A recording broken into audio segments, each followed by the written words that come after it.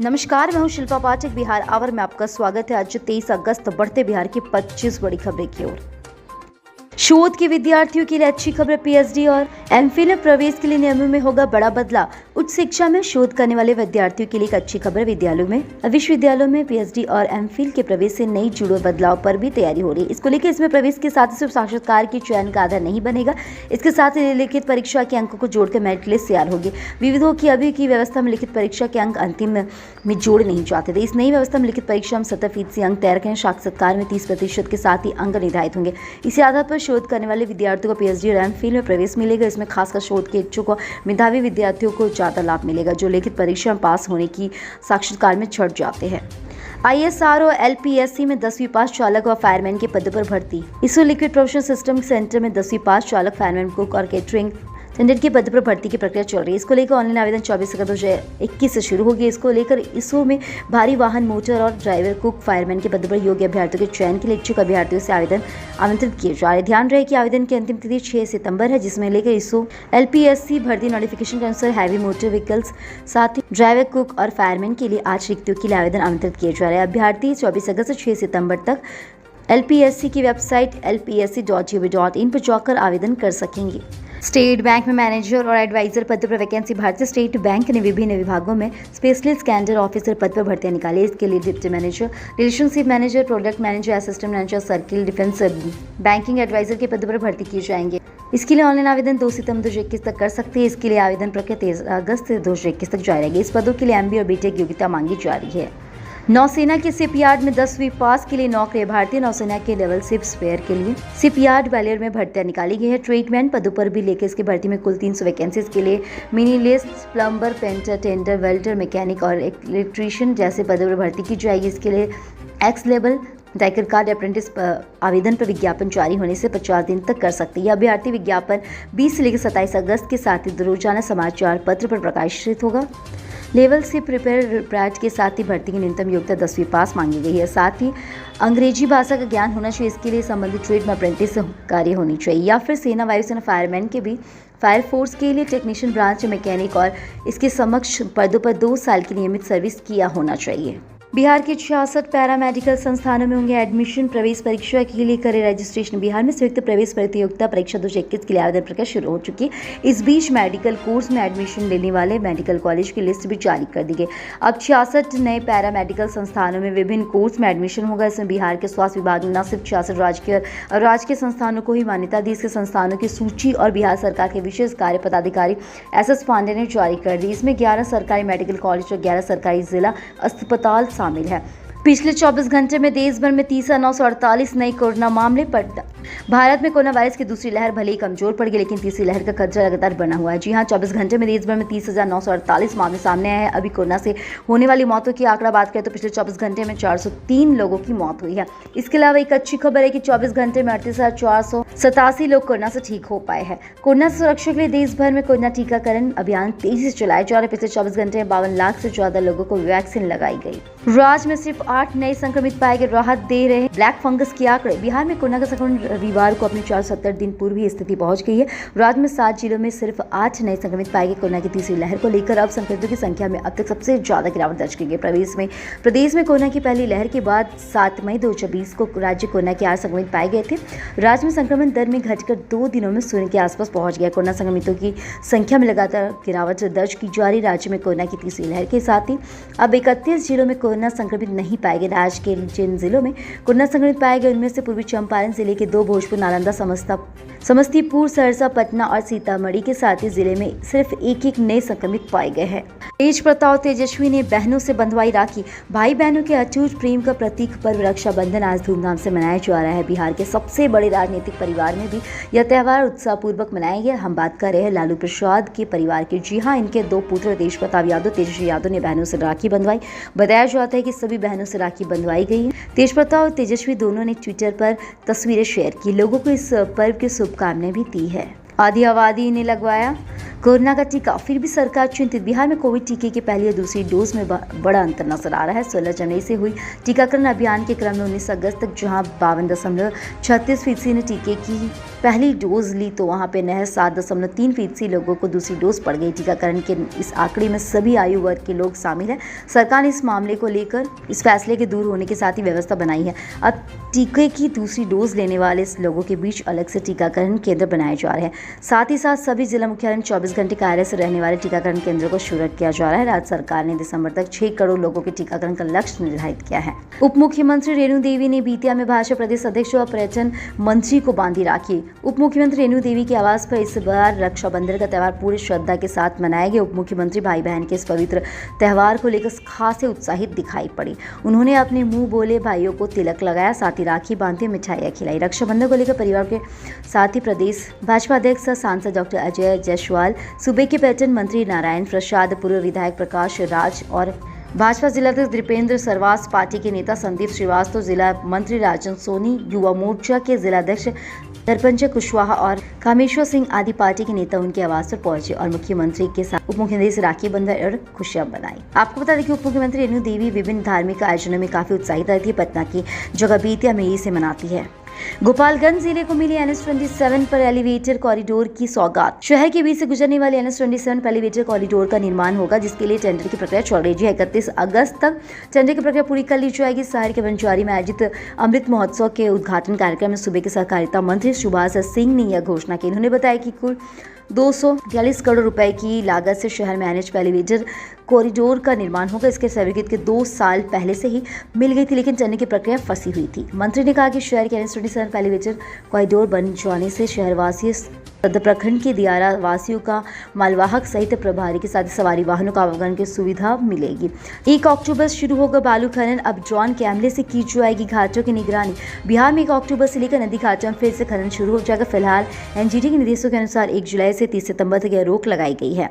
अब इस बार खनन शुरू होने के साथ ही अवैध खनन, बालू के अवैध बिक्री की ढुलाई पर नियंत्रण के लिए सख्ती बढ़ाने की तैयारी की जाए। इसके तहत नदी घाटों पर भी खनन के ड्रोन से मॉनिटरिंग, चालान की जांच सहित हाईटेक व्यवस्था से निगरानी की जाएगी। इसके साथ मुख्यालय इस तरह से निगरानी की व्यवस्था की जाएगी। संवेदनशील नदी घाटों की पहचान का अतिरिक्त सुरक्षा बल के माध्यम से जांच सुनिश्चित की जाएगी। इसका मकसद नदी घाटों से सरकार को मिलने वाले राजस्व में बढ़ोतरी और आम लोगों को उचित दर पर बालू उपलब्ध करवाना है। बिहार कोरोना अब हो रहे धमियों में सूजन की शिकायत। शोध में खुलासा, कोरोना संक्रमण को लेकर अब लोग धमियों में सूजन और कठोर होने की समस्या के खास शिकार हो रहे हैं। ऐसे मरीज के शरीर में अन्य हिस्सों में खून पहुंचने की प्रक्रिया में बाधा पैदा हो रही है, जिसके BP, शुगर, हृदयाघात और ब्रेन हैमरेज जैसी बीमारियों का खतरा काफी बढ़ जाता है। बाढ़ का पानी अब बीमारियों का खतरा। अलर्ट हुआ स्वास्थ्य विभाग। बिहार में बाढ़ के कारण जनजीवन अस्त व्यस्त हो गया। अभी भी कई जिलों में बाढ़ का पानी कहर बर पड़ा है, लेकिन अब पानी का उतरने लगा है। कुछ दिनों में छोड़ दे तो बाढ़ प्रभावित क्षेत्रों में पानी कम हो शुरू हो जाएगा। इसके साथ ही कई प्रकार की बीमारियों का खतरा बढ़ गया। स्वास्थ्य विभाग ने इसी सभी जिलों में सिविल सर्जनों के बाढ़ के बाद ही तैयारी को लेकर अलर्ट जारी कर दिया। स्वास्थ्य विभाग के अपर मुख्य सचिव प्रत्यय अमृत के निर्देश के साथ सिविल सर्जनों को जारी पत्र में कहा गया कि वे कुछ बीमारी को लेकर अभी से बचाव के लिए समुचित व्यवस्था करें। सिविल सर्जनों को कहा गया कि बाढ़ का पानी कम होने के बाद डायरिया, चिकनगुनिया, डेंगू और टाइफाइड जैसी बीमारियों का प्रकोप हो सकता है। बीमारी भयावह रूप न ले, इसके लिए आवश्यक है कि अभी से दवा को समुचित व्यवस्थित कर सके। स्नातक पास बेटियों के खाते में 50,000 रुपए भेजेगी बिहार सरकार। बिहार में इन जगह स्नातक पास अवैध लड़कियों की लक्ष्य बची है। 31 अगस्त तक मुख्यमंत्री कन्या उद्यान योजना की राशि लाभार्थियों को उपलब्ध कराएगी, जिसका शिक्षा विभाग की ओर से पहली किस्त के रूप में 30 करोड़ रुपए प्रोत्साहन राशि देगी। जरूरत पड़ने पर राशि की निकासी होगी। राज्य में 12,000 स्नातक पास अवैध लड़कियों को 50,000 रुपए मिलेगी। इसमें इंटर पास करने वाली लड़की को प्रोत्साहन राशि के 25 से 25,000 रुपए दिए जाएंगे। मुख्यमंत्री कन्या उद्यान योजना के क्रियान्वयन में तेजी लाई जा रही है। अभ्यर्थियों को शीघ्र प्रोत्साहन राशि उपलब्ध हो जाएंगे। इसके लिए उनके आवेदन निष्पादन की प्रक्रिया लगातार मॉनिटरिंग की जा रही है। पिछले सालों में कन्या उद्यान योजना में 9,501 स्नातक पास लड़कियों को लाभ मिला है।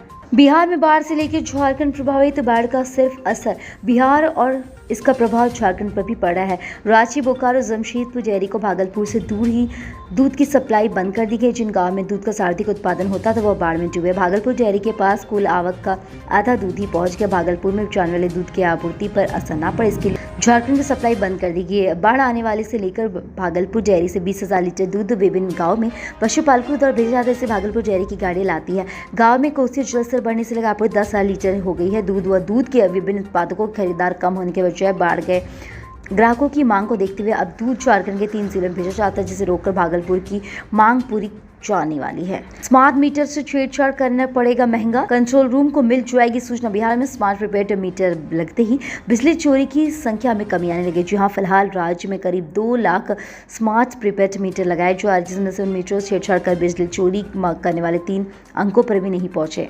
इसका कारण कि स्मार्ट प्रीपेड मीटर विशेष तकनीक से बनाए गए, इसमें बिजली चोरी की किसी भी कोशिश से जानकारी तुरंत बिजली कंपनी कंट्रोल रूम को मिल जाती है। इसके बाद बिजली कंपनी की टीम उपभोक्ता के यहाँ सीधे पहुंचकर कार्रवाई करते। हालांकि करीब 20 स्थानों पर ही मीटर को बाईपास कर बिजली चोरी की शिकायत आई, जिसके घटने के बाद बिजली कंपनी की कार्रवाई में ऐसे उपभोक्ता पकड़े गए। ऐसे में एक कार्रवाई पिछले दिन पटना में फुलवारी शरीफ में की गई थी। बच्चियों ने राखी बांधकर की जवानों की हौसला अफजाई। वीरपुर रक्षाबंधन देखने में एक धागा है, लेकिन यह भाई बहन के बीच के प्रेम को काफी मजबूत प्रदान करता है। सदियों से हम सभी लोग रक्षाबंधन का पर्व मनाते हैं। बहनें अपने भाई की कलाई पर रक्षा सूत्र बांधकर उनकी लंबी उम्र के लिए दुआएं मांगती है। यह प्रथा को लेकर दवावर काल से लेकर मनाया जाता है। उक्त बातें एसएसबी 45वीं बटालियन के कमांडेंट एस.के. गुप्ता ने रविवार को उनके मुख्यालय में भारतीय डाक विभाग कोसी प्रमंडल कोसी ऑर्गेनाइजेशन के द्वारा आयोजित रक्षाबंधन कार्यक्रम में कहा। यहाँ कहा कि बच्चियों के द्वारा जवानों को राखी बांधकर हौसला बढ़ाया गया, इसलिए यह प्रकार के कार्यक्रम के आयोजक धन्यवाद पात्र है। खराब सर्वर 23 दिन बाद ठीक, ऑनलाइन व्यवस्था पूरी तरह से होगी बंद। 29 जुलाई से खराब south Bihar power distribution company का सर्वर 23 दिन बाद सही हुआ। इंजीनियरों की बड़ी फौज सर्वर को सही करने में लगी है। 23 दिन बाद उन्हें सफलता मिली। सर्वर सही होने के कारण कंज्यूमर को राहत मिली। अब लाइन बिल और पैसा जमा करने की व्यवस्था ठीक हो गई। 23 दिनों तक ऑनलाइन व्यवस्था की पूरी तरह से ध्वस्त हो गई थी। इसी बीच कनेक्शन से लेकर बिजली जमा करने वाले का कमी भी ऑफलाइन हो गया था। South Bihar power distribution company मुख्यालय के जीएम राजस्व अरविंद कुमार ने बताया कि सर्वर जुड़े उपभोक्ताओं की सभी सुविधाएं बहाल कर दी गई। सुविधा ऐप के माध्यम से नया कनेक्शन के लिए आने वाले आवेदकों का अभियान चलाकर नियंत्रण किया जाए। जीएम का कहना है कि 31 अगस्त तक ऑनलाइन बिल जमा करने का कंज्यूमर पर 2.25% और ऑफलाइन जमा करने वाले कंज्यूमर का 1.5% छूट दी जाएगी। राजनीतिक दलों में झंडे बैनर लगाए तो उम्मीदवारी रद्द। जी हां, बिहार में तृतीय पंचायत के साथ ही चुनाव का काउंटडाउन शुरू हो गया। महज 48 घंटे के बाद 11 चरणों में होने वाले चुनाव की अधिसूचना जारी होगी। आयोग की अधिसूचना के बाद तृतीय पंचायत चुनाव के भावी उम्मीदवार अपना नामांकन कर सकेंगे। हाल में राज्य में पहले चरण के लिए 24 सितंबर को वोट डाले जाएंगे। पंचायत चुनाव की अधिसूचना जारी होने के बाद पूर्व आयोग हर लिहाज से शांतिपूर्ण निष्पक्ष करने को लेकर तैयारी जुट गई। इसी कड़ी में जिलों को नए दिशा निर्देश भेजे गए। इस कड़ी में निर्वाचन आयोग ने सख्ती करते प्रत्याशियों के लिए अनिवार्य कर दिया वे किसी भी राजनीतिक दल के झंडे बैनर और अपने चुनाव प्रचार के दौरान इस्तेमाल नहीं कर सकेंगे। बक्सर और कैमूर में बनेगा देश का पहला चावल का साइलो। गोदाम अश्विनी कुमार चौबे भारत का पहला चावल का साइलो गोदाम बक्सर जिले में जावे के बैरी व कैमूर जिले में मोहनिया के सेंधिया में पायलट प्रोजेक्ट्स के रूप में किया जाएगा। जानकारी केंद्रीय उपभोक्ता मामले, खाद्य व सार्वजनिक वितरण प्रणाली और पर्यावरण, वन व जलवायु के साथ ही परिवहन राज्य मंत्री अश्विनी कुमार चौबे ने दी। शनिवार को डुमराव के वीर कुंवर सिंह ने कृषि महाविद्यालय के सभागार में आयोजित प्रेस वार्ता में केंद्रीय राज्य मंत्री ने कहा कि शाहबाद का भी क्षेत्र धान के कटोरे के रूप में माना जाता है। इसके शुरू होने से किसानों को काफी लाभ मिलेगा। साथ ही गोदाम में 11 एकड़ में बनेगा, जिसमें 33% की भी लागत आने का अनुमान है। 1200-500 मैट्रिक टन की क्षमता होगी। साथ ही दोनों जगहों पर गेहूं पर 3500 मैट्रिक टन की क्षमता का साइलो गोदाम बनेगा। 9 जिलों में 25 अगस्त तक तेज बारिश के आसार, मौसम विभाग ने अलर्ट की जारी। बिहार के उत्तरी भाग में 25 अगस्त को भारी बारिश के आसार नजर आ रहे हैं, जिसमें पंजाब मौसम विज्ञान केंद्र के विज्ञानी आरती गुप्ता का कहना है कि वर्तमान में मानसून राजस्थान के बीकानेर, सवाई मधेपुरा, जमशेदपुर, बालासोर होते हुए बंगाल की खाड़ी पर गुजर रहा है। इस क्षेत्र में आने वाले इलाके की बारिश हो रही है। इसके अलावा एक चक्रवात उत्तर मध्य प्रदेश में बना हुआ है। इसके कारण दक्षिण बिहार के कुछ भागों में अच्छी बारिश हो सकती है। मध्य बिहार में फिलहाल अभी बारिश की उम्मीद नहीं है। मौसम विज्ञानियों का कहना है कि मध्य बिहार में इस तरह की स्थिति अभी नहीं बनी रहेगी। राजधानी व आसपास के क्षेत्रों में स्थानीय कारणों से फिलहाल हल्की बारिश हो सकती है। ब्लड प्रेशर कंट्रोल करने के लिए रोजाना खाए रागी की रोटी। रागी की गिनती मोटे अनाज में होती है। कई जगहों पर रागी को मड़ुआ भी कहा जाता है। वर्तमान समय में भी कहीं कहीं इसकी खेती की जाती है। हालांकि 70 से 80 के दशक में देश के कई हिस्सों में रागी की खेती होती है। वहीं एशिया के कुछ देशों में इसकी खेती आज भी जाती है। इसकी पैदावार में पानी की अधिक आवश्यकता नहीं होती है।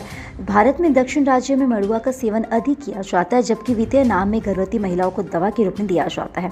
इसमें अमीनो मेथोनाइन पाया जाता है, जो अन्य अनाजों में नहीं पाया जाता है। इसके साथ ही रागी में कई औषधीय गुण पाए जाते हैं, जो सेहत के लिए किसी वरदान से कम नहीं है। खासकर डायबिटीज और हाइपरटेंशन के लिए रागी रामबाण दवा है। डॉक्टर्स की माने तो रागी में पोटेशियम प्रचुर मात्रा में पाया जाता है। इसके सेवन से उच्च रक्तचाप को कंट्रोल किया जा सकता है। अगर आप हाई ब्लड प्रेशर के मरीज है तो ब्लड प्रेशर को कंट्रोल रखना चाहते तो रोजाना रागी की रोटी जरूर खाएं। आप चाहे तो दोनों समय रागी की रोटी खा सकते हैं। इससे मोटापा, मधुमेह, उच्च रक्तचाप समेत कई अन्य बीमारियों में आराम मिलता है। कल हमारे द्वारा पूछे गए सवाल के जवाब आप में से बहुत से जिसने हमें कमेंट करके दिया, उसके लिए आपका बहुत बहुत धन्यवाद। आप में से जिन यूजर्स के जवाब हमें अच्छे लगे उनके नाम है विकास कुमार ठाकुर, आनंद कुमार और कोमल चौधरी। आप हमारे सवालों का जवाब देते हैं, हम कल आपका नाम लेने की पूरी कोशिश करेंगे। तो चलिए बढ़ते हैं आज के सवाल की। आज का सवाल कुछ इस प्रकार है, क्या स्मार्ट प्रीपेड मीटर लगाने से बिजली की चोरी रुक जाएगी? अपने जवाब हमें कमेंट करके जरूर बताएं। इसके साथ ही आज के लिए बस इतना ही। कल की खबरों के लिए हमारे साथ जरूर रहे। अगर ये वीडियो आप हमारे YouTube पर देख रहे हैं तो चैनल को सब्सक्राइब करें और बेल आइकन दबाना ना भूलें। और अगर आप ये वीडियो हमारे Facebook पर देख रहे हैं तो पेज को लाइक करें और ज़्यादा से ज़्यादा शेयर करें। सुरक्षित रहें, स्वस्थ रहें। धन्यवाद।